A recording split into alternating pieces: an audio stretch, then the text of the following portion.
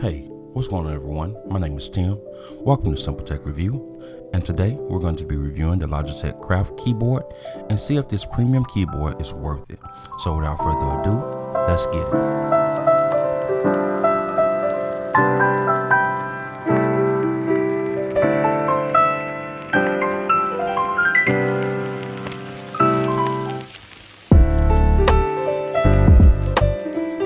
So as you may know by now, my review process is based on all or combination of these pillars: presentation, aesthetics, usability, affordability, and is it as promised.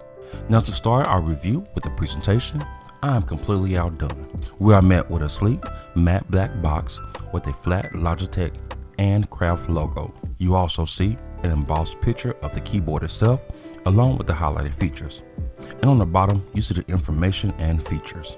Once you open the box, you see the keyboard in a protective plastic, and once removed, you see the keyboard in all its glory. In the box, you will also find the instructions, USB-C charging cable, and a unifying Logitech dongle. Now when it comes to aesthetics, this thing is beautiful. Holding it in your hands, you feel that it is heavier than most wireless keyboards, but not in a bad way. You can instantly feel the quality build of the brushed aluminum and high-grade plastic materials, and it feels extremely solid. The matte black finish, along with the space gray creative input dial and top portion, is a classic combination, while the concave key design is comfortable and a refreshing, quiet change of pace from loud mechanical keyboards or the super cheap plastic keyboards. This keyboard is an awesome, all-around, sleek, intuitive piece of hardware. In addition to its clean aesthetics, it has functionality to match. The Craft has added a new twist to its backlit keyboard feature. Simply bring your hands close to the keyboard and the light gradually appears and adjusts brightness to suit changing lighting conditions. You also have the ability to pair the Craft up to 3 different devices and easily switch between them at the touch of a button. Now when it comes to the battery life, I've heard from anywhere to 30 days with the backlit turned off to 10 days with it on. I've only had it for about a week, and with the backlit on, I'm still running off the charge it had when it came off the box. The Craft connects wirelessly over Bluetooth or through the included Logitech Universal Receiver. Now on to the star of the show, the creative input dial. With the right software and systems, this feature is amazing. As of right now, it best benefits the Adobe suite of software like Premiere Pro, Photoshop, and Illustrator.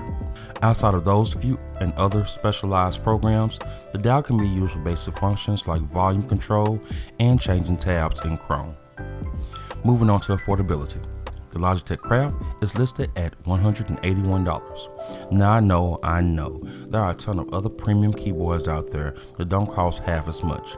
And I have to be honest with you, outside of a select few, there are actually Adobe Suite users and those tech junkies that just want the latest and greatest. I have to say that this keyboard is not for most people, and they will benefit more from the $98 Logitech MX Keys, which does just about everything the Craft does, but without the dial, and it's half the price. But again, if you're in that niche category that I mentioned above, it's definitely worth it. Look, Logitech promised a sophisticated, modern, multifunctional keyboard with an emphasis on productivity, and they have hands down delivered on that promise with flying colors. This is the Bentley of keyboards. Yeah, you could get a less expensive BMW, and that may even have more features. And when you pull up, all eyes on you. That is, until the person pulls around with the Bentley Continental GT Cabriolet, and all eyes that were on you are now on him. If you got it to give, get it. If not, it's not for you. This has been my review of the Logitech Craft keyboard. If you have any questions about the product or like what you saw, please leave a comment below. And also don't forget to like the video, subscribe, and hit that bell notification to be notified of future videos. This has been Tim with Simple Tech Review, and we'll see you next time.